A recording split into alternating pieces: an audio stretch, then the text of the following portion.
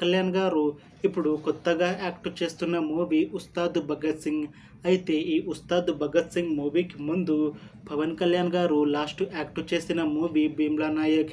ఈ movie release అయ్యి చాలా రోజులయ్యింది.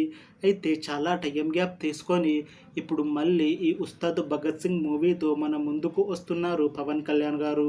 చూడాలి పవన్ కళ్యాణ్ గారికి ఈ ఉస్తాద్ భగత్ సింగ్ మూవీతో ఇంకొక మంచి హిట్ వస్తుందా లేదా అనేది మనం ఈ ఉస్తాద్ భగత్ సింగ్ మూవీ రిలీజ్ అయ్యాక చూడాలి. ఉస్తాద్ భగత్ సింగ్ మూవీని ప్రొడ్యూస్ చేస్తుంది నవీన్ ఎర్నేని ఇంకా రవిశంకర్ యలమచిలి.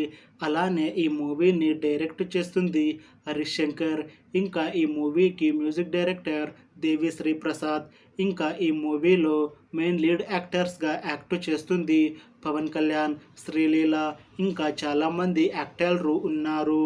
ఉస్తాద్ భగత్ సింగ్ మూవీలో హీరోయిన్గా యాక్ట్ చేస్తున్నారు శ్రీలీల.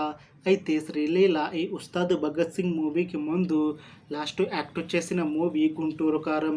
ఈ మూవీ మంచి హిట్ అయ్యింది.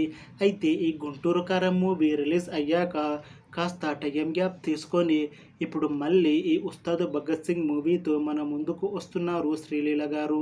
చూడాలి శ్రీలీల గారికి ఈ ఉస్తాద్ భగత్ సింగ్ మూవీతో ఇంకొక మంచి హిట్ వస్తుందా లేదా అనేది మనం ఈ ఉస్తాద్ భగత్ సింగ్ మూవీ రిలీజ్ అయ్యాక చూడాలి.